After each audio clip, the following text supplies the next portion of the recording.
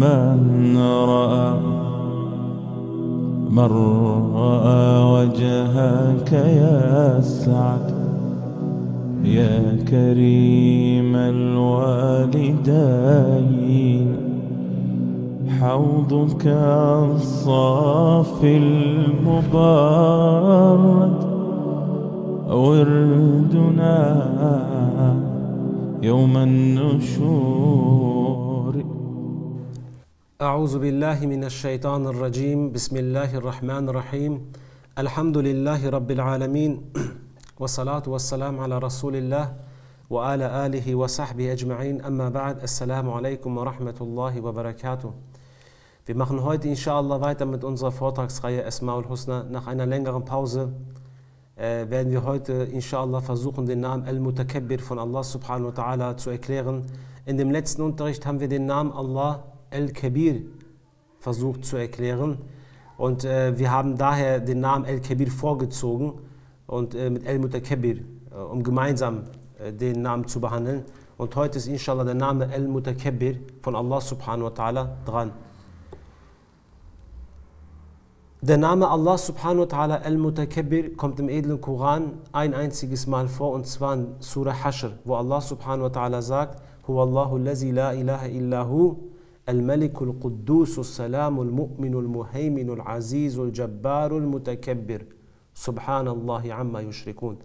Allah zählt einige seiner Namen auf und zum Schluss kommt dann derjenige, der hochmütig ist. Allah ist derjenige, der das Recht hat, hochmütig zu sein. Allah subhanahu wa ta'ala ist der Besitzer von Kibriya. Er ist der Besitzer der Größe. Er ist der Besitzer der Hoheit. Er ist der Besitzer vom Groß. Deswegen gebührt Allah subhanahu wa ta'ala die Hochmut. Wenn wir im Deutschen dieses Wort Hochmut immer wieder benutzen, wenn man nach Synonym schaut, findet man das Wort Arroganz, Hochmut, Überheblichkeit.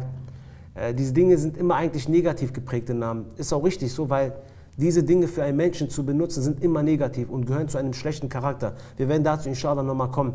Aber wenn wir Al-Mutakabbir für Allah subhanahu wa ta'ala benutzen, überheblich, der Überhebliche, der Besitzer der Überheblichkeit, der Besitzer der Größe, ist dies eine vollkommen richtige Aussage zu Allah subhanahu wa ta'ala. Denn Allah betitelt sich selbst als Al-Mutakabbir. Hochmut gebührt Allah subhanahu wa ta'ala. Warum gebührt Hochmut Allah subhanahu wa ta'ala? Es ist eigentlich ganz einfach, wenn wir auch die Namen Allahs immer wieder behandeln werden, auch in den kommenden Unterrichten, werdet ihr eine Sache feststellen.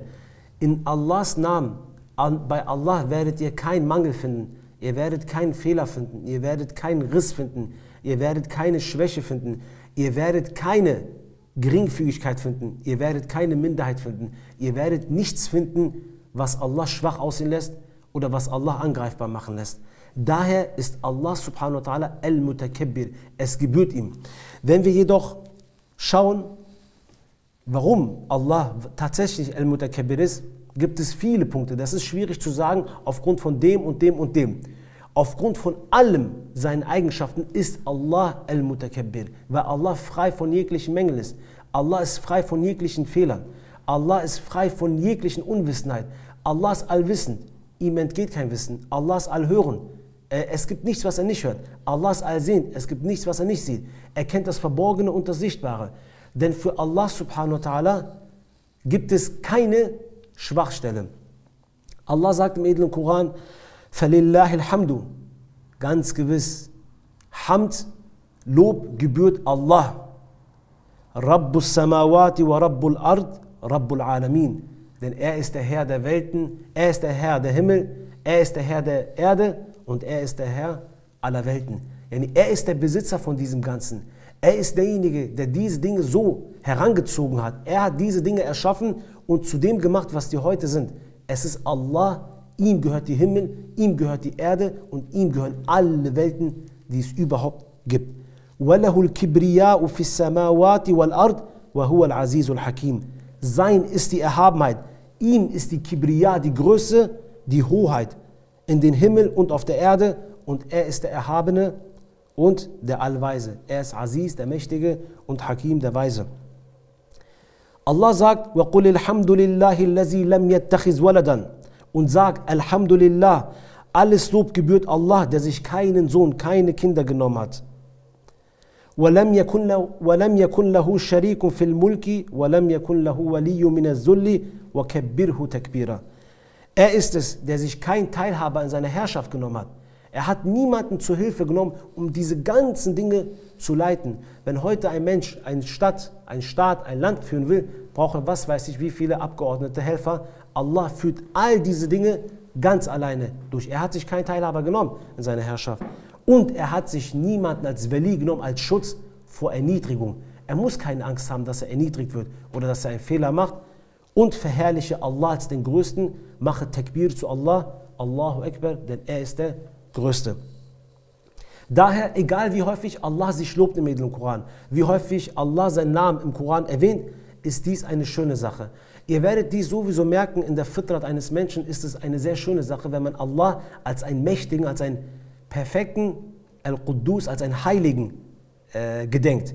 Wenn Allah, Hasha wa Kalla, einer wäre mit Mangel, mit Fehler, wäre das für unsere Fitra nicht zufriedenstellend. Daher, selbst wenn wir Allah immer wieder loben, als den Größten preisen, ist dies für unsere Fitra ein angenehmes Gefühl. Es entsteht kein Hass oder Wut oder warum macht er das? Weil im Inneren wissen wir, er hat tatsächlich das Recht, sich als größer zu sehen und alles andere, was er erschaffen hat, als kleiner und niedriger zu sehen. Für den Menschen jedoch, wenn der Mensch anfängt, sich Kibir anzueignen und versucht, Allah seinen Namen und Eigenschaften an sich zu heißen, macht er sich nur zu einem Affen.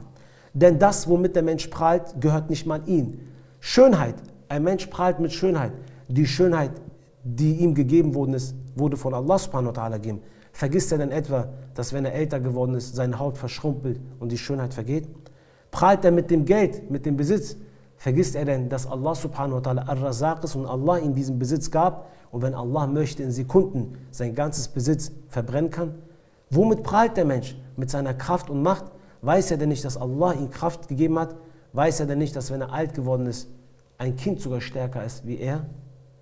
All diese Dinge, mit denen ein Mensch prahlt, mit Wissen, Ilm, ein Mensch kann viel wissen, vergisst er denn, dass Allah Al-Alim ist, der Allwissende und ihm dieses Wissen gab und Allah dieses Wissen ihm ganz leicht entnehmen kann?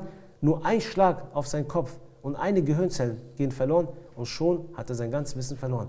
Der Mensch ist empfindlich, der Mensch hat nicht das Recht auf Hochmütigkeit. Daher, wenn ein Mensch anfängt, Mutakabbir zu werden, macht er sich nur zu einem Affen. Guck mal, der Mensch, wir leben in einer Zeit, wo der Mensch als Anarchist gilt. Der Mensch ist sein eigener Gott geworden. Jeder Mensch glaubt zum Beispiel für sich zu bestimmen, was richtig und was falsch ist. Jeder Mensch hat sein Hawa, seine Gelüste zu seinem Gott genommen. Jeder Mensch sagt für sich selbst, ich mache das für mich so. Für mich ist das so. Er geht seinen eigenen Weg und sieht sich als seinen eigenen Gott an und bestimmt über sein eigenes Leben und was richtig und was falsch ist. Jedoch würde der Mensch überlegen und nachdenken, wo er vor 30 Jahren zum Beispiel gewesen war, im Mutterleib der Mutter, total abhängig, davon 9 Monate zurückgerechnet, als Samentropfen in seinem Vater gewesen war, ist es peinlich für einen Menschen, sich aufzufühlen, als wäre er eine Gottheit. Denn es ist immer wichtig, woher man kommt. Allein schon, woher du kommst, hast du nicht mal das Recht auf Hochmut. Weil da, wo du herkommst, gilt als Najis eigentlich. Wenn es nicht so entstanden wäre, wie es ist, wäre es nicht mal als rein gesehen worden. Daher hat der Mensch nicht ansatzweise das Recht, überhaupt überheblich zu sein. Deswegen sollte man immer wissen, woher man überhaupt kommt. Ich möchte euch einige Beispiele geben, wie eigentlich Ajis, wie eigentlich schwach und niedrig doch der Mensch ist. Guck mal, der Mensch, der glaubt, auf einem Planeten zu leben, der groß und gigantisch ist. Jedoch schauen wir in das Universum hinaus, wenn wir hochschauen, dann werden wir sehen, dass unsere Erde als der kleine blaue Punkt gilt. Und unsere Sonne wird als gelber Zwerg betitelt, im Gegensatz zum gesamten Universum. Wenn wir schauen, dann gibt es Sonnen, die leuchten Millionen Mal heller als unsere Sonne. Wenn wir schauen, es gibt zum Beispiel OY Scuti, der 5 Milliarden Mal stärker leuchtet als die Sonne. Das heißt 5 Milliarden Mal stärker ist wie unsere jetzige Sonne. Die Menschen, die haben, weil sie dieses nicht begreifen konnten, haben sie eine Zeit entwickelt namens Lichtjahre. Ein Lichtjahr sind ca. 10 Billionen Kilometer. Ihr könnt euch das so vorstellen, das Universum heute soll ca. 80 Milliarden Lichtjahre groß sein. Dies im Verhältnis ist wie ein Lichtjahr, also ein Lichtjahr ist wie 1 Kilometer, in dieser 1 Kilometer eine Bakterie. Ihr wisst, eine Bakterie kann man mit einer Lupe sehen. Auf 1 Kilometer Strecke, eine Bakterie ist ein Lichtjahr im Gegensatz zum gesamten Universum. Und das sind 10 Billionen Kilometer. Wie groß doch alles Allah erschaffen hat. Es gibt circa, man sagt, 100 bis 400 Milliarden Galaxien. Und jede dieser Galaxien hat nochmal 300 bis 400 Milliarden Sterne. Man schätzt die Zahl der Sterne auf 406 Trillionen Sterne. 406 Trillionen Sterne im gesamten Universum, in dem Universum, was wir sehen und erfassen können. Es gibt so viele Sterne wie Tropfen im Meer oder wie Sandkörner am Strand. Allein schon diese Zahlen, die ich aufzähle, verwirrt euch. Wenn ihr heute anfangen würdet, seit eurer Geburt, und die ganzen Sterne aufzählen würdet, würdet ihr sterben und ihr hättet nicht alle Sterne aufgezählt. Allah hat nur durch Kun, sei und es wurde erschaffen. Und ihr braucht euer ganzes Leben, um dies nur allein aufzuzählen. All diese Größe gibt es. Und das sind nur Dinge, die wir beobachten können. Der Mensch lebt auf einem ganz, ganz kleinen Planeten in seinem Sonnensystem, auf einer Erde und glaubt, er wäre was. Der Mensch ist eigentlich im Gesamtbild zum Universum völlig unbedeutend. Jedoch Allah hat ihm einen Wert gegeben. Aber an sich, im Gegensatz zum Universum, ist er völlig unbedeutend. Sein Planet ist völlig unbedeutend, seine Sonne, alles völlig unbedeutend. Aber Allah hat ihm einen Wert gegeben. Wenn wir jetzt auf die Erde zurückkommen und schauen wir mal auf der Erde, weil der Mensch glaubt ja immer was Besonderes zu sein, was Großes zu sein. Schauen wir auf der Erde, würde die Erde ein Buch sein, 1000 Seiten mal angenommen, und die Erde beginnt, wo sie noch ein heißer Glutball war, dann getrocknet ist, also abgekühlt worden ist, danach die Dinosaurier kamen, die Einzeller, die Zellen entstanden, all die Sachen. Würde man ein Buch haben über die Entstehung der Erde, und die sollten 1000 Seiten haben, so kommt der Mensch auf der Seite 999 ganz unten, ganz kurz vor. So unbedeutend ist der Mensch auf diesem Planeten. Was hat er schon auf dieser Erde erlebt? Nichts ist der Mensch eigentlich wert. Aber Allah hat ihm einen Wert gegeben. Der Mensch glaubt zum Beispiel, dass er eine sehr besondere Lebensart ist. Auf der Welt gibt es ja nicht so viele Lebewesen und er ist sehr besonders. Das ist tatsächlich so. Ihr kennt der Baum des Lebens. Da gibt es zum Beispiel alle Lebewesen, die es gibt, werden so als Blatt betitelt. Ein Blatt von einem Baum ist zum Beispiel der Mensch. Man sagt, der Mensch hat sich ja selbst als Säugetier klassifiziert, zum Beispiel Gorilla, Elefanten, Spitzmaus oder Fledermäuse oder zum Beispiel der Schwertwal. Das sind ja alles so Säugetiere. Es gibt aber 5000 Säugetierarten. Es gibt zehnfach mehr an Wirbeltierarten, wie Vögel, Reptilien und Fische. Der Mensch stellt nur eine Wirbeltierart von fast 70.000 dar. Es gibt 5-mal mehr Pflanzen als der Mensch und 20-mal mehr Wirbellose, yani Käfer. Zum Beispiel Käfer gibt es über 300.000 Arten, nur Arten von Käfer. Es gibt insgesamt von den Wirbellosen 100 Millionen Arten von Lebewesen. Diese Dinger leben. Das sind keine Gegenstände, die leben.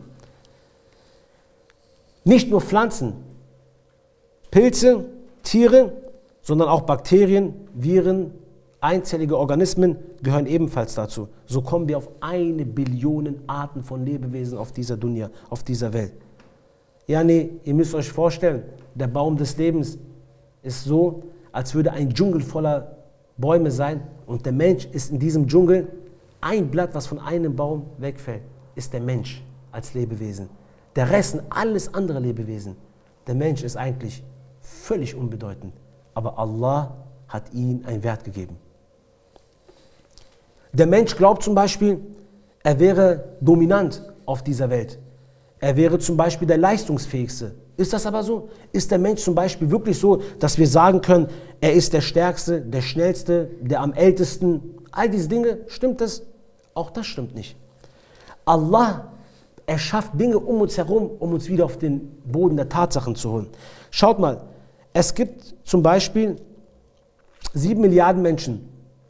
Es gibt 3-mal mehr Hühner als Menschen auf der Welt. Würde man die gesamte Biomasse der Menschen nehmen, alle Menschen, wie viel die wiegen, auf eine Waage stellen, so würden sie nicht schwieriger sein wie alle Ameisen auf der Welt. Alle Ameisen auf dieser Dunya sind schwieriger wie alle Menschen, die Biomasse aller Menschen auf dieser Dunya. Der Mensch ist nicht hier auf dieser Welt derjenige mit der meisten Anzahl. Also diese Art stimmt nicht. Der Mensch ist auch nicht der Größte. Ist ja nicht so, dass wir auf der Dunya als die Größten sind und alle anderen Tiere kleiner sind. Nein, der Mensch ist auch nicht der Größte. Es gibt Giraffen, es gibt Elefanten, Die sind viel größer als der Mensch. Der Mensch ist auch nicht der Stärkste.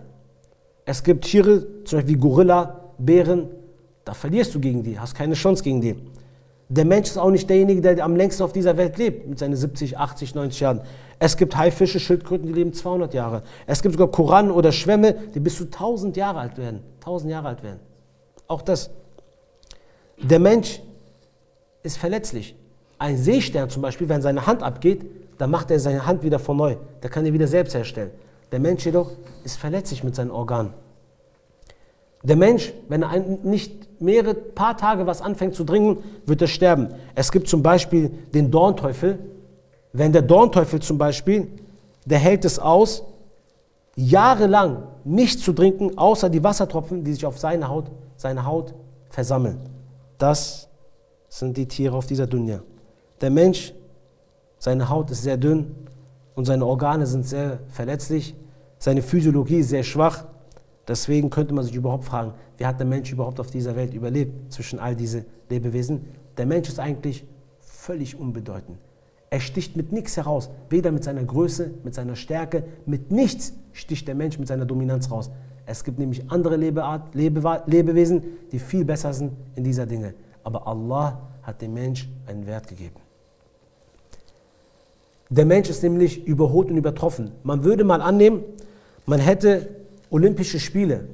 In den Olympischen Spielen ist das gut, dass der Mensch nur gegen einen Mensch antritt. Würde der Mensch gegen irgendwas anderes antreten, würde der Mensch jedes Mal verlieren. Jedes Mal, egal was. In Hochsprung, im Sprint, im Weitsprung, im Schwimmen, im Tauchen. In allen Punkten würde der Mensch verlieren. Deswegen ist es richtig, dass der Mensch nur gegen seine eigene Klasse, also auch Mensch, kämpft, ansonsten hat er verloren. Glaubt der Mensch, er ist schnell? Wisst ihr, dass ein Warzenschwein, ein Geopard, ein Kamel, eine Fliege viel schneller ist als der Mensch? Glaubt der Mensch, er ist im Hochsprung, er kann hoch springen, er ist besonders? Ein Puma springt aus dem Stand 6 Meter. Glaubt der Mensch, er kann viel heben, er kann Kraft heben? Nein, ein Nashornkäfer, ein kleiner Käfer, kann das 850-fache von seinem Gewicht heben. Das heißt, ein Mensch müsste 65 Tonnen heben, so 60 Autos heben können. Kriegt er nicht hin. Glaubt der Mensch, er kann tauchen, er ist darin besonders? Es gibt Seeelefanten, die gehören auch zu Säugetieren. Die tauchen 10-mal tiefer, 2000 Meter und 2 Stunden ohne Luft zu atmen. Das sind Tiere, die müssen eigentlich Luft atmen. Glaubt der Mensch, er ist im Kämpfen gut, er ist stark? So prahlt er immer. Ein Mensch hält es nicht eine Runde gegen einen Bären oder gegen ein Känguru aus. Glaubt der Mensch, er hat gute Sinne, er kann sehen, hören? Auch das täuscht. Der Adler, der sieht viel schärfer. Die Eule sieht bei Nacht. Die Sinne hast du auch keine Chance. Vergleicht mal den Menschen überhaupt mit irgendwen anderes, wird der Mensch jedes Mal verlieren. Jedes Mal verliert der Mensch. Jedes Mal. Der Mensch ist eigentlich völlig unbedeutend. Aber Allah hat dem Menschen einen Wert gegeben. Die Intelligenz ist vielleicht das, womit wir ausgezeichnet sind, der Mensch. Man könnte meinen, der Mensch ist nicht der Stärkste, okay, gut, aber von seiner Intelligenz, von seinem komplexen Gehirn, Dinge zu begreifen, Dinge zu erfinden, könnte er was Besonderes sein. Ist es so? Was definiert eigentlich das Gehirn oder Intelligenz? Ist es zum Beispiel Fähigkeiten, komplexe Aufgaben zu lösen? Ich gebe euch ein Beispiel. Eine Krähe hat zum Beispiel eine Nuss. Eine Krähe hat eine Nuss, will die Nuss aufmachen. Was macht diese Krähe? Die geht zum Beispiel an eine Straße, wo ganz viele Autos sind. Wirft diese Nuss runter, wartet, bis ein Auto drüber fährt und wartet dann, bis die Ampel rot wird. Wenn die Ampel rot geworden ist, geht sie runter und nimmt diese Nuss, was aufgegangen ist, und nimmt sich das.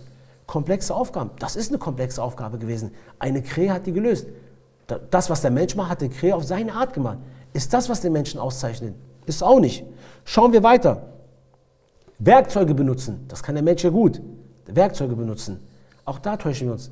Affen, nicht nur Affen, sondern Kraken können zum Beispiel 2 einfach wie so Kokosnussschalen nehmen und diese als Schutz für sich benutzen. Die nehmen diese und haben in jedem ihrer Flosse ein eigenes Gehirn und nehmen die und machen die zu und schützen sich. Eine Dinge, die sie vor sich finden, können sie als Werkzeug benutzen, um sich zu schützen oder um ihren Weg frei zu machen. Ist der Mensch diesbezüglich besonders? Nein. Gucken wir weiter. Ist es vielleicht die Sprache, was uns auszeichnet, wo wir wirklich jetzt haben wir doch was sehr Besonderes, wo der Mensch endlich sagen kann, ich bin jetzt hier was Besonderes. Ist es die Sprache?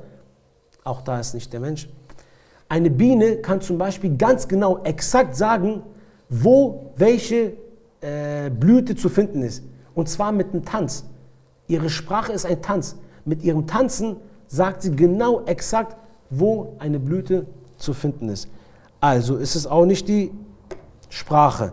Affen verstehen auch zum Beispiel Zeichensprache. Also ist auch nicht das. Selbst Pflanzen, Akazien zum Beispiel, kommunizieren durch einen chemischen Weg. Zum Beispiel, wenn eine Giraffe kommt und von seinen Bäumen isst, dann gibt er einen chemischen etwas von sich frei, das geht zu dem anderen Baum, er warnt den anderen Baum und sagt, ich werde gerade angefressen, Achtung, und er lässt dann Gift in seine Blätter kommen und die Giraffen dahin gehen, essen das und werden da verscheucht und gehen davon weg. Selbst Bäume, wo ihr denkt, die sind tot, die können sogar kommunizieren. Was macht den Menschen denn so besonders nun? Ist es vielleicht die Empathie? Ist es der Humor? Ist es das Spiel? Was ist es? In allen diesen Dingen hat die Wissenschaft herausgefunden, dass der Mensch übertroffen worden ist und eingeholt worden ist. In all diesen Punkten hat der Mensch auch versagt. Der Mensch ist vielleicht die Kreativität. Selbst die Kreativität des Menschen können wir wieder runterspielen. Selbst Ameisen haben vor tausenden von Jahren die Landwirtschaft betrieben. Die haben Wege aufgebaut, kommunikationsrichtige Dinge aufgebaut, wie die kommuniziert haben, Wege aufgebaut, Arbeiten, Schicht, Akkordarbeit haben die gemacht, die Ameisen. Wenn man sowieso Ameisen anguckt, die kommen ja auch im Koran vor, eine sehr, sehr besondere Art, die Allah erschaffen hat. Also selbst die Kreativität des Menschen ist nichts Besonderes. Der Mensch ist eigentlich völlig unbedeutend, aber Allah hat ihm einen Wert gegeben. Der Mensch, der glaubt zum Beispiel, dass er sich alles zum Untertan gemacht hat, dass er auf dieser Welt regiert. Jedoch ist der Mensch zu 100% abhängig von alles, was auf dieser Dunya ist. Würde es die Bienen nicht geben, würde der Mensch es auf dieser Welt nicht überleben können. Würden es die Würmer nicht geben, die die ganze Nahrung, den Boden, den Nährstoff wieder reinigen sozusagen, so wäre der Mensch ausgestorben. Würde es die Bäume nicht geben, würde es keinen Sauerstoff geben. Jetzt sage ich mal so, würden alle Menschen jetzt von dieser Welt sterben, ich glaube, würde die Welt sogar noch besser werden. Würde die Welt noch besser wieder zum Laufen kommen mit der ganzen Umwelt, würde die Welt ganz normal weiterleben. Aber wenn alle Bäume aussterben, so ist es für uns nicht mehr möglich zu leben. Der Mensch ist völlig unbedeutend. Wenn er morgen von diesem Planeten weg ist, läuft es ganz normal weiter. Aber die anderen Lebewesen, wie Bienen oder Bäume, sind viel wichtiger wie der Mensch sogar. Aber Allah gab dem Menschen einen Wert. Jetzt kommt der Mensch und wird hochmütig. Mit welchem Argument wird der Mensch hochmütig? Mit welchem Argument wird der Mensch hochmütig? Wenn er nicht mal in irgendeinem Punkt gegenüber seinen Lebewesen auf der Dunya nicht mal besonders ist, versucht der Allah subhanahu wa ta'ala gegenüber hochmütig zu sein. Er zerstört die Umwelt, er zerstört tausende Hektar von Wald, er unterdrückt die Menschen, er tötet Unschuldige, er beutet seine eigene Spezie aus. Das ist der Mensch. Und dies geschieht aufgrund von seinem Hochmut. Daher hat der Mensch nicht ansatzweise das Recht auf Hochmut. Allah subhanahu wa ta'ala hat das Recht. Und wenn Allah hochmütig ist, yani Allah überheblich ist, unterdrückt er seinen Diener nicht wie der Mensch. Der Mensch ist überheblich geworden, zerstört seine Umwelt, zerstört seinen eigenen Planeten, zerstört seine eigene Spezies, seine eigene Art von Menschen, beutet sie aus. Das ist der Mensch mit seiner Überheblichkeit. Aber Allah subhanahu wa ta'ala ist nicht so. Qatada von den Salaf sagt, eine Bedeutung von Al-Mutakabbir ist, dass er von allen schlechten und primitiven Dingen fern ist. Er ist Allah, der sich nicht auf das Geringfügige, auf das Minderwertige, auf das Kleine und Schwache herablässt. Yani Zulm. Allah tut niemanden Zulm an. Allah sieht es für sich nicht angebracht, Zulm zu machen. Nur jemand macht Zulm, der es für sich angebracht sieht. Nur jemand macht Zulm, für den es keinen Ausweg gibt. Aber Allah ist erhaben. Allah ist so groß. Allah hat es nicht nötig, Zulm zu machen. Allah gibt sich gar nicht auf dieses Niveau herab. Deswegen, richtig, Allah ist überheblich, aber er tut seinen Dienern kein Zulm an. Der Mensch, wenn er überheblich ist, fängt er an, Zulm zu begehen gegenüber allen und jedem. Ich möchte zu einem Punkt kommen, und zwar, der Kibir ist eine Sache, der von Allah subhanahu wa ta'ala sehr, sehr stark verabscheut wird, extrem verabscheut wird. Und daher ist es wichtig, dass wir merken oder erkennen, dass wir auch nicht einsatzweise irgendwie Kibr in unserem Herzen haben oder pflegen überhaupt. Denn ich werde danach noch dazu kommen, was Allah mit denjenigen macht, der Kibr in seinem Herzen hat oder der Kibr irgendwie besitzt. Daher ist es vielleicht für uns wichtig, überhaupt Kibr zu merken. Kibr ist nicht eine Sache, die du anfassen kannst. Kibr kannst du auch nicht sehen. Deswegen ist es schwierig, immer zu sagen, ja, ich habe Hochmut oder ich habe da irgendwas. Das kannst du nicht wissen. Wenn man sich fragen würde, hast du Kibr, würde jeder die gleiche Antwort geben und jeder würde sagen, nee, ich habe kein Kibr. Ich habe auf gar keinen Fall, ich bin nicht hochmütig, ich bin nicht arrogant. Das stimmt nicht. Jeder würde diese Antwort geben. Jedoch kann man Kibr nur anhand von Merkmalen festlegen, also anhand von bestimmten Merkmalen, wo man sagt, ey, das ist gerade ein Merkmal von Hochmut. Ich habe den gerade bei mir gesehen und deswegen sollte ich diesen entfernen auf jeden Fall. Ich möchte inshallah einige Merkmale aufzählen, die Merkmale von Kibr sind. Ganz simple Dinge, die im Alltag uns begegnen. Aber diese gehören zum Beispiel zu den Anzeichen von Kibr. Allah subhanahu wa ta'ala sagt in einem Hadith Qudsi, Kibr ist mein Kleid. Kibr ist eine Sache, die nur mir gebührt. Derjenige, der versucht, dieses Kleid sich anzuziehen oder versucht, auch Kibr zu besitzen, den werde ich vernichten, sagt Allah subhanahu wa ta'ala. Kibr ist, wenn wir das für den Menschen benutzen, Ghamtun Nas wa Batarul Haq, den Menschen klein zu sehen und sich gegenüber der Wahrheit aufzulehnen. Wenn du einen Menschen aufgrund von seiner Nation, aufgrund von seinem Aussehen, aufgrund von seiner Kleidung, aufgrund von seiner Sprache, aufgrund von seiner Lebensart kleiner siehst, so ist dies Kibr. Alle Tawarit haben eins gemeinsam, und zwar sind alle Mutakabbir, alle sind hochmütig. Sie lehnen sich gegenüber der Wahrheit auf. Diese zwei Punkte, die Menschen klein sehen und sich gegenüber der Wahrheit aufzulehnen, das ist Kibr. Das erste Merkmal ist zum Beispiel, wie man das merkt, wo Kibr im Herzen ist. Wenn zum Beispiel du bist irgendwo ein Chef oder du arbeitest irgendwo und du bist an einem Tisch, jemand kommt und sagt dir was, aber du guckst den Menschen nicht ins Gesicht, du guckst ihn nicht an. Redest einfach weiter, sagst, ja, okay, ist gut schon. Und geht's, na, okay, gut, alles gut. Guckst ihn nicht an, dann ist dies ein Zeichen von Kibr. Weil wäre das ein Mensch mit einer anderen Rangstufe, hättest du ihn auf jeden Fall anguckt, hättest seine Arbeit liegen gelassen, aber weil du diesen Menschen klein gesehen hast, hast du Kibr in deinem Herzen gehabt. Ein weiteres Merkmal ist, wenn du einem armen Menschen weniger Wert gibst wie einem reichen Menschen. Ein Mensch, der mit Bonze, der mit Mercedes kommt, den anders aufnimmst wie ein Armer, der nicht so viel hat. Dann hast du Kibr in deinem Herzen. Wenn du Arbeiten, Verpflichtungen, die du eigentlich machen solltest, auf andere übergibst, weil du dich dafür zu eitel siehst. Ja gut, das ist jetzt eine andere Aufgabe, mache ich nicht, ist zu klein für mich, mach du mal diese primitive Arbeit, dann ist dies ein Zeichen von Kibr, denn jeder hat seine Verpflichtung, die er machen muss.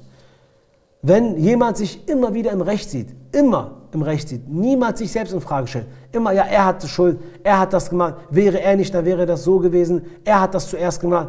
Mensch, der sich immer im Recht sieht, besitzt Kibr in seinem Herzen. Wenn ein Muslim einen Fehler macht und er bittet um Verzeihung, du vergibst ihn, aber vergibst ihn nicht ganz. Hebst diesen Fehler auf und bei dem nächsten Streit schlägst du diesen Fehler wieder in sein Gesicht, um ihn zu erniedrigen, dann hast du Kibr in deinem Herzen. Wenn du aufgrund von deinem Bart, dein Kopftuch, deine Amel, deine Sadaka, deine Gebete oder egal auch was, dich besser siehst wie die anderen und dies den Leuten immer wieder unter die Nase reibst, ja, ich mache das, ich habe viel zu viel, ich mache mehr wie du oder ich mache das, was machst du schon, dann ist dies ein Anzeichen von Kibr. Wenn du auf der Straße läufst und bist nicht in diesem Bewusstsein, dass Allah dich sieht, dass Allah dich gerade beobachtet, dann besitzt du in deinem Herzen automatisch ein Stück von Kibr. Warum?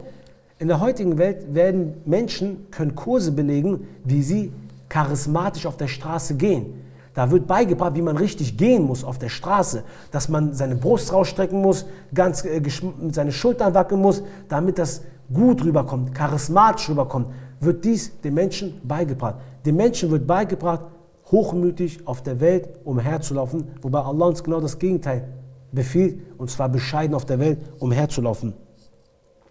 Wenn du trainieren gehst oder schöne Kleidung dir kaufst, ist es wichtig, dass du dir die Frage stellst, warum mache ich das? Machst du dies, um dies den Menschen zu präsentieren, um den Menschen zu zeigen, ich hab's, ich kann's, du aber nicht? dann hast du ein Anzeichen von Kibir.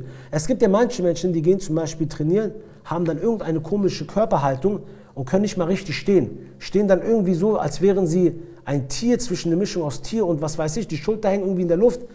Und deswegen ist für einen Muslim sehr wichtig, dass er sich kontrolliert und fragt, warum gehe ich trainieren? Mache ich das, um mich fit zu halten, um sportlich zu sein, oder mache ich das, damit die Leute mich bewundern? Guck mal, Ikhwan, Kibir gelangt in dein Herz, ist ganz dünn. Und wenn es im Herzen ist, werden wir gleich dazu kommen, was für Auswirkungen das hat, warum das so gefährlich ist und dass man jede Art von Kibir sofort aus seinem Körper, aus seinem Herzen entfernen sollte. Wenn du irgendwo reinkommst und erwartest, dass die Menschen zum Beispiel für dich aufstehen, dich besonders empfangen. Wenn du zum Beispiel irgendwo reinkommst, da ist ein freier Platz, aber du setzt dich irgendwo hin, wo die Aufmerksamkeit auf dich gerichtet ist. Das sind alles so Merkmale von Kibir. Ganz typisch. Wenn du zum Beispiel nie deine Brüder oder Geschwister besuchen gehst im Islam, aber erwartest immer, dass die zu dir kommen, dann ist dies ein Anzeichen von Kibir. Wenn du jemals diesen Satz gründen solltest, weißt du eigentlich, wer ich bin, dann ist dies ein Anzeichen, ein Merkmal von Kibir. Das sind einige Beispiele über Kibir und diese kann man vermehren. Ich will damit nur sagen, im Alltag allein, in den ganz simpelsten Dingen gibt es Kibir, verbreitet, überall. Deswegen muss sich jeder Muslim zur Rechenschaft ziehen. Ihr könnt die Menschen nicht ändern. Zeigt nicht mit dem Finger auf den, zeigt auf euch. Genau wie Umar ibn Khattab gesagt hat, ich bin ein Heuchler geworden. Er hat die Aussage des Propheten genommen, auf sich bezogen. Bin ich etwa ein Heuchler? Hat er immer wieder zu Huzaifa gesagt. Abu Bakr hat gesagt, O Gesandter Allahs, bin ich hochmütig, weil mein Kleid über mein Knöchel geht. Die haben immer alles auf sich bezogen. Daher ist es wichtig, dass ihr alle Dinge auf euch selbst bezieht. Kibir führt irgendwann zu einer Krankheit, nämlich man wird zu einem Narzisst. Man fängt an, nicht mehr zu teilen, man wird egoistisch, man wird krank, das ist wirklich eine Krankheit. Und dann entsteht Hasad, das ist wie so eine Kettenreaktion. Deshalb ist wirklich sehr wichtig, dass ihr euch selbst immer wieder kontrolliert, wo stehe ich, habe ich irgendwie diesbezüglich irgendwas im Herzen. Was sind denn die Strafen von einem hochmütigen Menschen?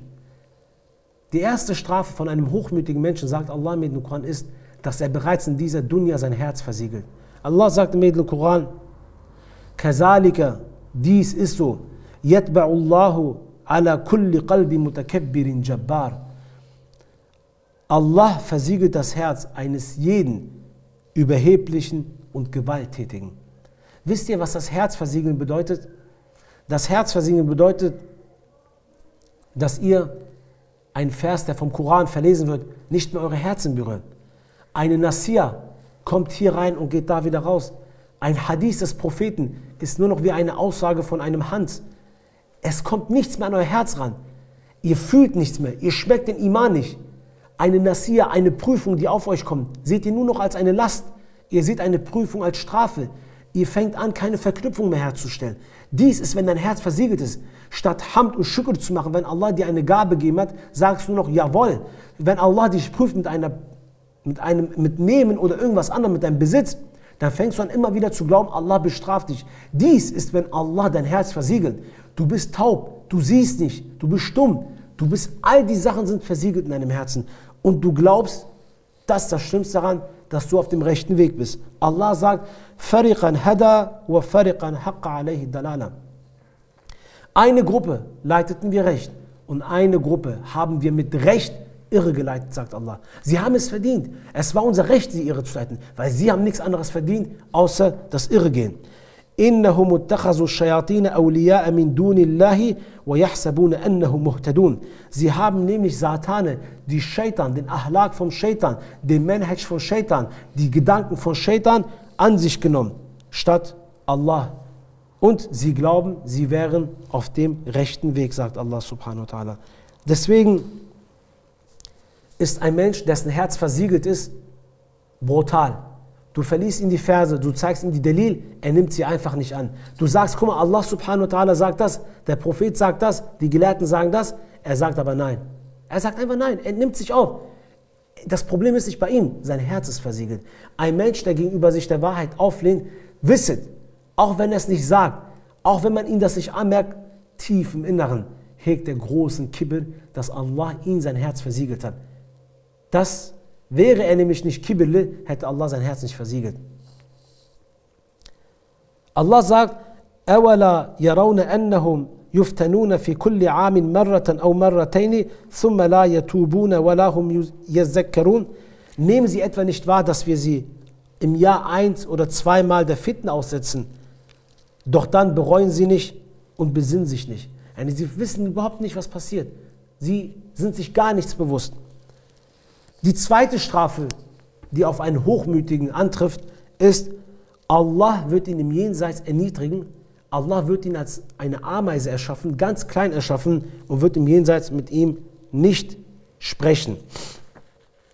Allah sagt, der Gesandte Allah sagt, Allah wird den Hochmütigen am jüngsten Tag in der Größe einer Ameise erschaffen. Bei Allah wird er keinen Wert haben.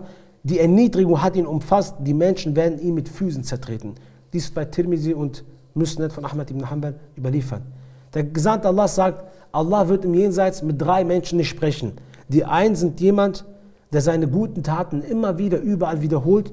Die zweiten sind diejenigen, die als Salim gelten, die unterdrücken. Die dritte Gruppe ist jemand, der hochmütig ist. Mit dem wird Allah nicht sprechen. Und er wird sie als Ameise erschaffen, Allah wird sie erniedrigen. Die dritte Strafe, die ein Hochmütiger widerfährt, ist, dass Allah diesen Menschen genau mit dem, womit er Hochmut hat, erniedrigt und Allah ihn damit vernichten wird. Schaut mal, Shaitan, Iblis hat sich vor Adam nicht niedergeworfen. Warum? Er hat sich höher gesehen wie Adam. Was hat Allah subhanahu wa ta'ala gemacht? Qala, er sagte, فَحْبِتْ مِنْهَا فَمَا يَكُونُ لَكَ أَن تَتَكَبَّرَ فِيهَا فَخْرُجْ إِنَّكَ مِنَ الصَّاغِرِينَ.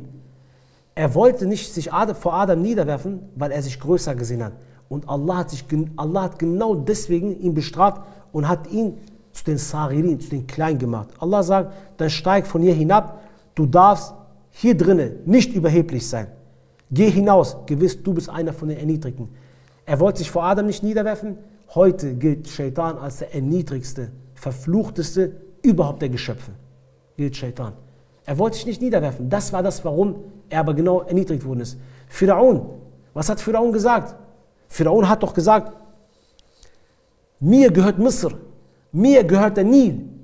Hat er doch gesagt. Allah sagt im Koran, وَنَادَى فِرَعُونُ فِي قَوْمِهِ قَالَ يَا قَوْمِ. Pharaon rief zu seinem Volk und sagte, Ja Qawmi, o mein Volk, أَلَيْسَ لِمُلْكُ مِصْرَ وَهَذِهِ الْأَنْحَارُ تَجْرِ مِنْ تَحْتِي أَفَلَا تُبْصِرُونَ.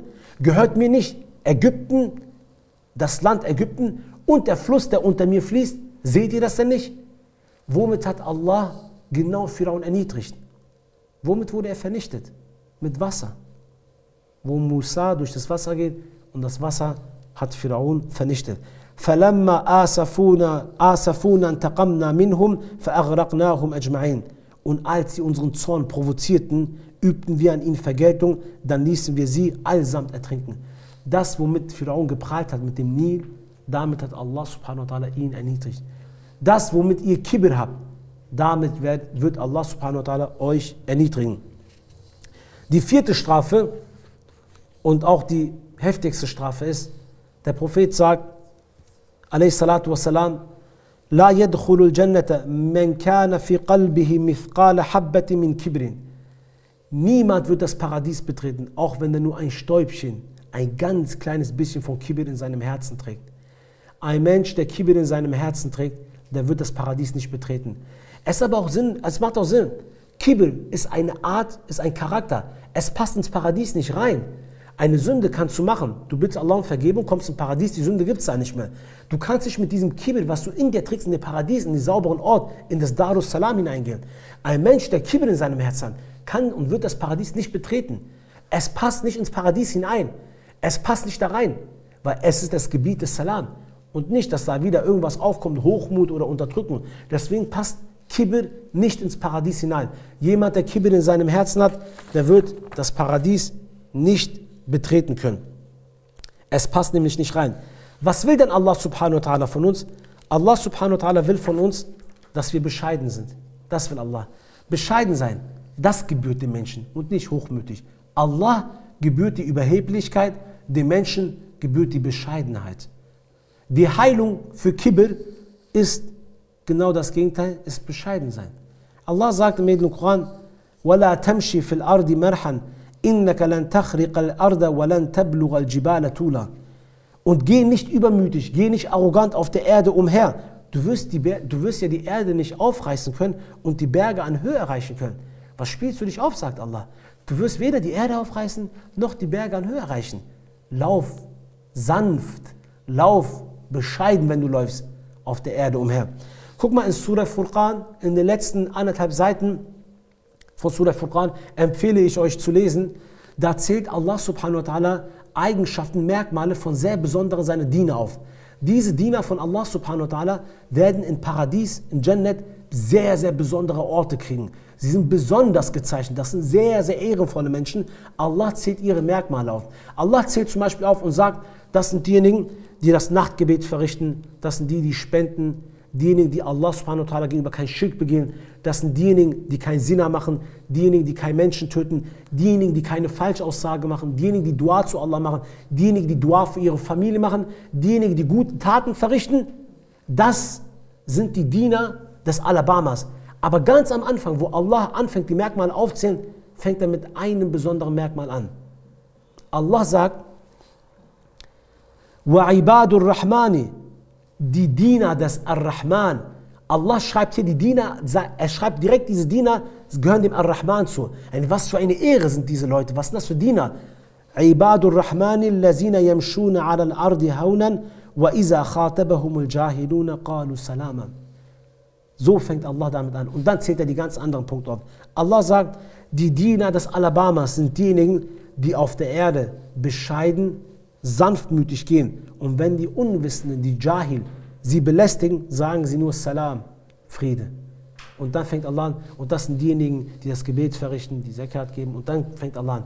Aber Allah zählt als allererstes, bevor sogar sie kein Schirk machen, zählt Allah die Bescheidenheit auf. Und das sind diejenigen, die sanft und bescheiden sind. Warum ist das so wichtig, die Bescheidenheit? Weil ein Mensch, der bescheiden ist, der wird seine Verpflichtung Allah subhanahu wa ta'ala gegenüber erfüllen. Und er wird den Menschen sein Recht geben. Deswegen ist Bescheidenheit sehr wichtig. Der Gesandte Allahs sagt in einem Hadith, sallallahu alaihi wasallam, Ma naqasa malu abdi mis sadaqa.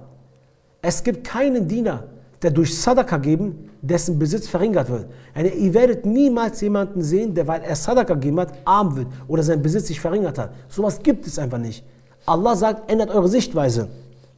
وَمَا زَادَ اللَّهُ عَبْدًا بِعَفْوٍ إِلَّا عِزًّا. Und es gibt keinen Diener, der den anderen vergibt, ohne dass Allah ihm noch mehr Izzat gibt. Wenn ihr einen Menschen vergibt, dann ist das nicht so, wie die Menschen denken, guck mal, der ist schwach, der hat nachgegeben, der hat vergeben. Vergibt viel, der Gesandte Allah sagt, derjenige, der viel vergibt, der ist sehr ehrenvoll. Den geben wir sehr viel Izzat, den geben wir Anerkennung, den geben wir Macht, dem, der viel vergibt. Der letzte Punkt ist, وَمَا تَوَادَعَ أَحَدُ اللَّهِ إِلَّا رَفَعَهُ اللَّهِ. Und es gibt niemanden, der für Allah bescheiden ist, dessen Position Allah nicht emporhebt. Jemand, der bescheiden ist für Allah, den wird Allah seine Rangstufe erhöhen. Mit Kibir könnt ihr eure Rangstufe nicht erhöhen. Mit Hochmut, mit Arroganz, wo ihr glaubt, ihr könnt euren Posten bewahren, beschützen, wird Allah euch genau erniedrigen mit dem, womit ihr Kibir habt. Aber wenn ihr bescheiden seid, genau dann wird Allah subhanahu wa ta'ala eure Rangstufe erhöhen.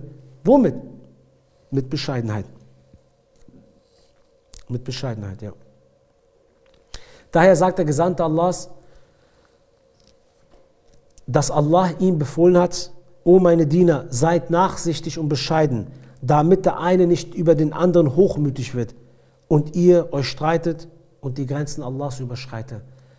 Alles beginnt mit der Hochmut, wenn du nicht weißt, wer du bist. Bescheidenheit ist zu wissen, wo bin ich, wer ist Allah? Wo stehe ich, wo ist Allah? Was ist meine Aufgabe, was ist mein Posten, was gebührt mir und was gebührt Allah? Das ist Bescheidenheit. Zu wissen, was bin ich, schwach, abhängig und wer ist Allah? Das ist Bescheidenheit. Deswegen, wenn ihr Kibir habt, um dieses Kibir zu töten, ist das Beste wirklich, Allah seine Größe euch vorzustellen. Da haben wir im letzten Unterricht Al-Kabir das sehr ausführlich erklärt. Zweitens ist, seine Abhängigkeit und seine Schwäche zu erkennen. Das dritte ist, das Gebet in der Jamaat zu verrichten. Das sind diese 3 Merkmale, die das Kibir eines Menschen kaputt machen. Daher, wenn du ein Kind siehst, sag nicht zu einem Kind, guck mal, das ist ein Kind, ich bin besser wie er. Sag, er ist ein Kind, er ist bei Allah noch rein und sauber. Er hat bei Allah bestimmt einen größeren Wert wie ich. Wenn du einen alten Mann siehst, sag nicht zu ihm, ach guck mal, da ist ein Krüppel, ich bin viel schneller und besser wie er. Sag, er hat mehrere Jahre mit Ibadat verrichtet, bestimmt ist seine Rangstufe bei Allah höher wie bei mir. Wenn du einen Jahil siehst, sag nicht, guck mal, was für ein Jahil.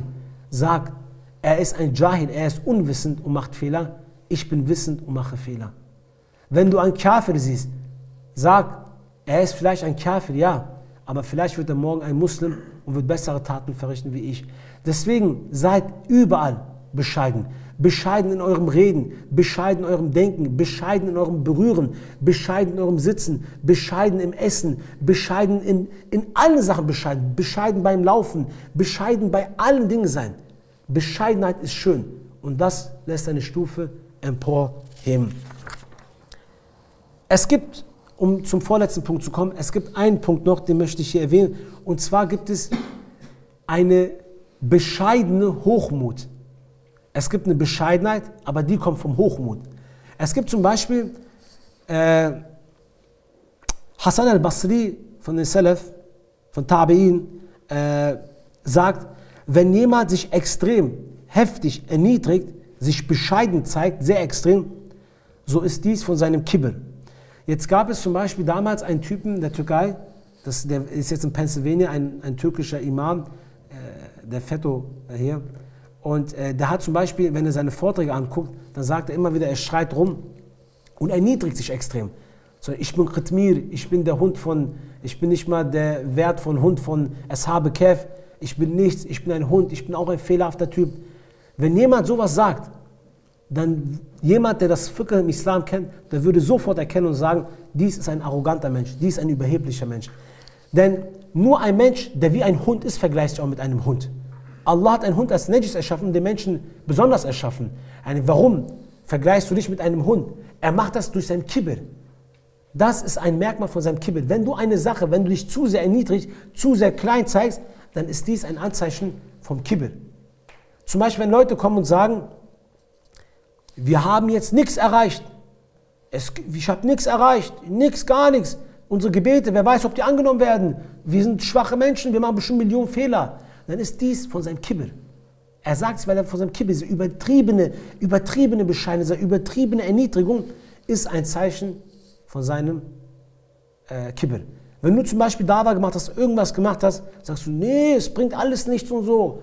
Wer sind schon wir? Kim Olach Kibis, wer sind wir so? Wir können nichts machen. Dann ist dies ein Zeichen von Kibr. Er lässt sich bescheiden zeigen, damit die Menschen sagen, oh, guck mal, wie bescheiden der ist. Der sieht sich als nichts. Oh, der ist bestimmt so ein guter, guck mal. Das ist ein Anzeichen von Kibr. Deswegen seid bescheiden. Bescheiden, aber richtig bescheiden. Wisst eine eure Position. Wisst, wo bin ich, wer bin ich, was bin ich. Eure Posten, eure Position, eure Rangstufe und wisst, wer Allah ist, dann ist schon alles gut. Ihr müsst euch nicht extrem erniedrigen. Ich möchte zum letzten Punkt kommen, inshallah, und dann beenden wir den Unterricht für heute. Wir haben ja im letzten Unterricht gesagt, Al-Kabir, Allah subhanahu wa ta'ala kommt im edlen Koran 6-mal vor. 5-mal kommt er in Verbindung mit dem Tawhid und einmal haben wir nicht aufgezählt. Einmal erwähnt Allah den Namen Al-Kabir, sehr interessant, mit dem Ahlak zusammen. Also hier geht es um Ahlak. In Surah Ahzab erwähnt Allah dies für eine Familie. Allah sagt im edlen Koran, die Männer stehen den Frauen in Verantwortung vor, weil Allah die einen von den anderen ausgezeichnet hat und weil sie von ihrem Vermögen hingeben. Allah sagt, wir haben einige von euch ausgezeichnet. Der Mann in der Familie hat Kraft, hat stark, der gibt von seinem Besitz aus. Alles gut. Den haben wir Kraft gegeben, ausgezeichnet. Dem muss man Idat machen in der Familie. Darum, sagt Allah, sind tugendhafte Frauen, die gehorsam sind und diejenigen, die die Geheimnisse mit Allahs Hilfe wahren. Die guten Frauen, sagt Allah, sind diejenigen, die ihren Männern gehorchen und diejenigen, die die Geheimnisse von ihrer Familie, ihre Männer bewahren mit Allahs Erlaubnis. Und dann gibt es Frauen, sagt Allah, und jene, deren Widerspenstigkeit ihr befürchtet, ermahnt sie. Wenn eine Frau ihrem Mann nicht gehorchen sollte, ermahnt diese Frau. Und redet mit ihr. Hört sie immer noch nicht drauf, sagt Allah, so meidet sie im Ehebett. Trennt euer Bett, schlaft nicht mit ihnen. Hören sie dann immer noch nicht drauf, so gibt ihnen einen Klaps. Fadribuhu, gibt ihnen einen Klaps. Wenn sie euch dann gehorchen, dann, so sucht gegen sie keine Ausrede, wahrlich, Inna Allah kana aliyan kabira. Denn Allah ist der Erhabene und der Große. Warum erwähnt das Allah? Was ist hier gerade der Fall? Allah sagt hier, wenn eine Frau kommt und nicht ihr Mann gehorcht, dann ermahnt sie, redet mit ihr. Wenn sie es dann nicht hört, trennt eure Betten. Hat sie dann jetzt auf einmal gehört, hat sie gesagt, okay, das war nicht richtig, möge Allah mir vergeben, verzeih mir, dann gebührt es dir ja nicht als Mann, einen anderen Weg einzuschlagen und zu sagen, du bist sowieso schlecht, du machst das immer so, wer bist du schon, das machst du immer, geh weg von mir. Allah fürchtet den Mann, erschreckt den Mann, macht ihn Angst und sagt, oh du Mann, du magst vielleicht die Kraft, die Macht über deine Frau haben, über deine Kinder. Du bist da der Oberhaupt. Sie müssen dir Itat machen. Sie sind zerbrechlich. Aber wenn sie gehorcht haben, gebührt es dir bloß nicht, einen anderen Weg zu gehen. Irgendwas anderes, jetzt das auszunutzen, sie anzuschreien weiterhin, das vorzuhalten, denn vergiss nicht, du bist nicht groß. Derjenige, der groß ist Allah, der Ali und Kabir ist. Deswegen ist es ja häufig so, dass zum Beispiel der Mensch zu seiner eigenen Familie am meisten Salim ist. Der Mensch ist oftmals zu seiner eigenen Familie sehr ungerecht. Der Mensch zum Beispiel überschreitet die meisten Grenzen in seinem eigenen Zuhause. Weil das Zuhause eines Menschen ist der Ort, wo der Mensch sich ausruht, wo er zur Ruhe kommt, wo er alles freien Lauf lässt, wo die Frau ihn sowieso Itat machen muss. Er ist dort der Boss, er hat dort das Sagen. Und leider ist es so, dass viele Männer, leider, es ist tatsächlich wirklich so, viele Männer sind zum Beispiel draußen wie erniedrigte, wie kleine, erbärmliche Männer, die zu allem schweigen, immer höflich sind, immer mit einer gebeugten Haltung laufen. Und wenn der Chef was sagt, den ganzen Tag ihn schlecht macht, dann verbeugt er sich und sagt, ja, ja, alles gut, mach ich. Aber wenn er nach Hause kommt und seine Frau macht was falsch, seine Kinder schreien rum, dann lässt er den Boss raushängen, dann lässt er den Mann raushängen. Dann kommt seine Männlichkeit zum Vorschein und Allah macht dem Mann Angst und sagt, nur weil du zu Hause Menschen hast, die dir gehorchen müssen, sei bloß vorsichtig, denn du bist nicht groß. Denk nicht, du bist groß, weil du dort das Sagen hast, weil die dort dir gehorchen müssen. Allah kommt und sagt dem Mann, pass auf, du bist nicht der Große, Allahs Ali und Allahs El-Kabir. Wenn du deine Familie Unrecht tust, wenn du sie anschreist, wenn du sie schlägst, wenn du grob bist, wenn du hart bist, wenn du nicht barmherzig zu ihnen bist, so wird Allah im Jenseits genauso mit dir widerfahren. Sei vorsichtig, sagt Allah. Allah warnt den Mann, insbesondere den Mann hier. Deswegen, wenn jemand heute kommt und sagt zum Beispiel, ich möchte mich verbessern, dann sagen wir immer diesen Nasihan, verbessere dich zu Hause. Du brauchst nicht in der Masjid dich zu verbessern oder an der Arbeit. Wenn ein Mensch zu Hause sich erziehen kann, dann wird er es in der Masjid und an der Arbeit auch machen. Es gibt Menschen, ihr glaubt es nicht, es gibt Menschen, die machen Dawa, aber wenn sie zu Hause sind, dann reden sie mit ihrer Familie nicht einmal über den Islam. Das Thema Islam ist, als würde es nicht geben. Manche Leute zum Beispiel, die sind hier aktiv, die reden und dies, aber wenn sie zu Hause sind, voll barmherzig, streichen die Kinder, sind mit Katzen gut, aber wenn sie zu Hause sind, sind die zu ihren Eltern richtig grob, zu ihren Frauen richtig grob, zu ihren Schwestern, Brüdern sehr hart. Diese Menschen gibt es viele, nicht zu unterschätzen. Hier, wo du sagst, das ist ein 1A-Bruder, dann zu Hause genau das Gegenteil schlägt um. Deswegen ist dies ein Zeichen, dass er im Herz Krankheit besitzt. Deswegen, wenn ein Mensch sich zu Hause erziehen kann, zu Hause gut ist, dann wird er in der Masjid, in der Jamaat, an der Arbeit, in seinen zwischenmenschlichen Beziehungen ebenfalls gut sein. Man sollte zu Hause auf jeden Fall an sich arbeiten. Ich komme inshallah zum allerletzten Punkt und zwar, guck mal, Ikhwan, Allah kann manchmal einem Menschen etwas geben, eine Gabe. Es kann zum Beispiel eine Rangstufe sein, das kann Rizq sein, das kann Ilim sein, das kann Kraft sein, das kann Schönheit sein, das kann egal was sein. Allah kann es einem Menschen geben und dann eine bestimmte Zeit später schickt Allah einen Engel und prüft diese Menschen.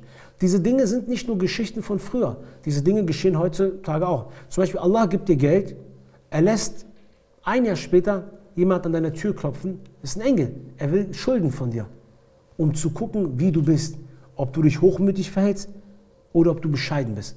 Guck mal, ich möchte euch ein Hadith des Propheten überliefern, der bei Bukhari und Muslim vorkommt. Und zwar sagt der Prophet, Von den Kindern Israels gab es 3 Männer. Der Engel, ein Mann hatte eine Hautkrankheit gehabt, der andere hatte eine Glatze und der andere war blind gewesen. Dann kam irgendwann ein Engel, um diese 3 Menschen zu prüfen. Kam ein Engel zu einem Mann mit der Hautkrankheit und sagte zu ihm, was wünschst du dir am meisten? Er sagte, ich wünsche mir, dass Allah mir meine Hautkrankheit wegnimmt, weil ich sehe so grässlich aus, die Menschen gucken mich noch nicht mal an. Ich sehe so schlimm aus, ich möchte, dass die Menschen mich wieder angucken. Daraufhin fässt der Engel über seine Haut und diese Hautkrankheit verschwindet. Daraufhin sagt der Engel, was wünschst du dir an Besitz? Er sagt, ich mag Kamele. Daraufhin gibt der Engel ihm ein Kamel, was kurz vor der Gebärung ist, schwangeres Kamel, und sagt, möge Allah es dir segnen, und geht weiter. Er geht zu dem mit der Glatze und sagt, was wünschst du dir am meisten? Er sagt, ich wünsche mir Haare. Ich habe keine Haare, die Leute gucken mich nicht an, ich bin hässlich. Er fässt über seinen Kopf und es wachsen Haare. Er sagt, was wünschst du dir an Besitz? Er sagt, ich wünsche mir eine Kuh. Er gibt ihm eine Kuh, die kurz vorm Gebären ist, eine schwangere Kuh, und sagt, möge Allah es dir segnen, und geht weiter. Er kommt zu dem Mann, der blind ist, und sagt zu ihm, was wünschst du dir am meisten? Er sagt, ich wünsche mir mein Augenlicht, ich möchte wieder sehen können. Er fässt über seine Augen und der Mann kann wieder sehen. Er sagt, was wünschst du dir an Besitz? Er sagt, ich wünsche mir ein Schaf, das reicht mir. Der Engel gibt ihm ein Schaf, was kurz vorm Gebären ist, ein schwangeres Schaf, und sagt, möge Allah es dir segnen. Es vergeht eine bestimmte Zeit, diese Tiere, das Kamel ist ein Feld voller Kamele geworden. Die Kühe, ein Feld voller Kühe hat der Mann mit der Glatze. Der Blinde hat ein Feld voller Schafe. Jetzt kommt der Engel, um diese Leute zu prüfen. Das ist ein Hadith, der wird bei Bukhari Muslim überliefert. Der Engel kommt zu dem Mann, der die Hautkrankheit hat, und sagt, oh du Mann, ich bin ein Armer, ich bin ein Reisender, ich habe Schwierigkeiten auf der Reise. Als erstes mit Allahs Erlaubnis, als zweites mit deiner Kraft, inshallah, könnte ich meine Reise vollenden. Gib mir ein von deinen Kamelen, damit ich meine Reise vollenden kann. Der Mann sagt, ich habe viel zu viele Leute unter meiner Verantwortung. Ich kann dir nichts abgeben. Ich muss selber mich um vieles kümmern. Ich kann dir nichts abgeben. Und er hat ein Feld voller Kamele. Der Mann, der nichts besaß. Daraufhin sagt er, ein Kamel kannst du mir geben, nur für meine Reise. Und er sagt, nein, ich gebe dir nichts. Daraufhin sagt der Mann, sag mal, ich kenne dich doch irgendwoher. Warst du nicht mal der arm gewesen war und eine Hautkrankheit hatte? Und der Mann sagt, nein, das war ich nicht. Ich habe das alles geerbt bekommen. Mein Opa hat es meinem Vater gegeben, mein Vater hat es mir gegeben. Das ist alles geerbt. Dann sagt der Engel, wenn du lügst, möge Allah dich auf deinen alten Stellenwert wiederbringen. Und geht weiter. Und die Hautkrankheit kam und alle Kamele sind wieder gestorben. Er geht zum Mann mit der Glatze. Dasselbe Gespräch wieder. Er sagt,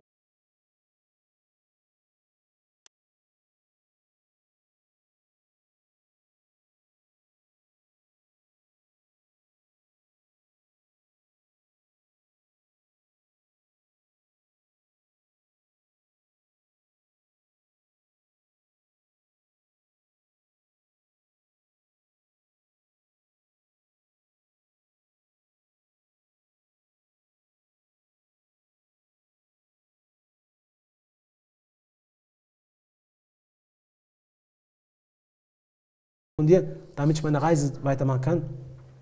Der Blinde sagt, ich war blind gewesen, Allah hat mir mein Augenlicht wiedergegeben. Ich war arm gewesen, Allah hat mir Rizq gegeben. Heute kannst du von mir nehmen, was du möchtest. Ich werde kein Hindernis für dich darstellen. Nimm, was du willst, du kannst alles von mir haben. Dann sagt der Engel, dies war eine Prüfung Allahs, ich möchte nichts von dir haben. Deine 2 anderen Freunde haben die Prüfung verloren, aber du hast die bestanden, du darfst alles behalten. Daher, wenn ihr einen Rizq habt, wenn ihr eine Gabe bekommen habt von Allah subhanahu wa ta'ala, denkt dran, es kann ein Zeitpunkt kommen, wo Allah euch wieder prüfen wird. Daher bitten wir Allah subhanahu wa ta'ala darum, der Al-Kabir und Al-Mutakabbir ist, er ist unser Rabb. Wir bitten Allah subhanahu wa ta'ala darum, der der Besitzer der Kibriya ist, der Hoheit ist, dass er unsere Herzen mit dem Bewusstsein füllen soll. Möge Allah den Koran zu unserem Nur machen. Möge Allah, der Al-Kabir und Al-Mutakabbir ist, die Tawaghit und die Zalims, die Mutakabbirun, allesamt vernichten. Allahumma amin. Möge Allah, der Al-Kabir und Al-Mutakabbir ist, uns helfen, den großen Dschihad zu führen. Möge Allah subhanahu wa ta'ala, der Al-Kabir und Al-Mutakabbir ist, uns beistehen, uns helfen, den Koran zu verstehen. ندعو الله يجمعنا على كتاب الله وعلى شريعة رسول الله صلى الله عليه وسلم وآخر دعوانا أن الحمد لله رب العالمين.